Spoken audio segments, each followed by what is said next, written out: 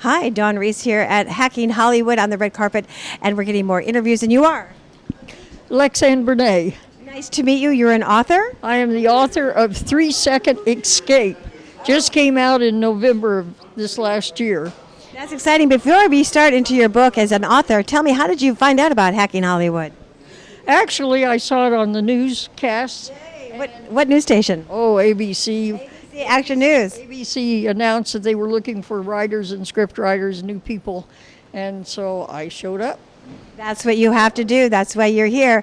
And so, did you pitch this to anyone, or have you been to any of the panels? I have pitched the book. I've never been so nervous in my life. I am totally out of my element, folks, but this has been an exciting experience. Now, where can people buy your book? You can buy it on Amazon, Barnes & Noble. It's on all the ebooks, and also Kindle has already given it a 5-star rating, which is very good. Give me a few minutes synopsis of your book.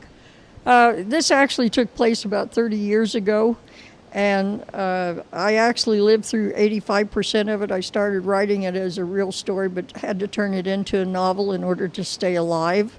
Okay. So you published this as yourself? No, it was published by Page Publishing out of New York. Okay. Yeah. I have a contract. She has a contract. Isn't that exciting? And I have never written anything to this extent before. I've done a few little short stories and some editorials. Okay. But a friend of mine encouraged me to tell some of my stories because I've got a lot of them. Well, where can they buy the book? You said you can go to Amazon? Amazon, Barnes & Noble, and all the ebooks. It's called 3-Second Escape. 3-Second Escape, and please give me some reviews. I need reviews. Okay, and it's a true story. It is a true story. Had to put it into a novel, like I say, in order to stay alive. This had to do with my year of volunteering in the Roman Catholic Church and the events that took place that led us to a satanic ground. Wow. We almost got caught. Wait, who had that ground? Who owned it? I don't know. Besides Satan. It was a farm field in the middle of nowhere. So how did you find it? Well, we had a seminarian student that was also volunteering at the time, and he was in his late 30s, and somehow he had been taunting with these guys, and he called the volunteer house up and said, "Would you girls like to go to a satanic ground this evening? It's Halloween Eve, and that's the night that they anoint the ground."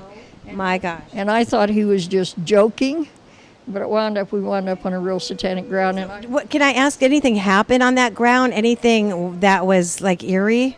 Of course, satanic grounds are eerie. Yeah, they are eerie. They are. And when we had the old church truck, and when we arrived at the grounds, the seminarian student was doing the driving, and so he cut the engine, and we just kind of glided in, and we sat there and listened, and there was like a field on one side, a grove of trees on the other, and on the other side were the satanic worshipers, and they were playing real loud metal music.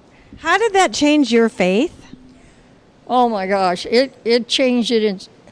In the first place, I had felt for most of my adult life that the bad things that happen, that people do, that primarily it comes out of mental illness or a lack of poverty, greed, that sort of thing. And I really didn't believe in all this evil, but I was raised in the Christian church, so of course I've heard about evil and read the Bible, most of it anyway. You saw it for your eyes to see what was really happening out there in this evil world.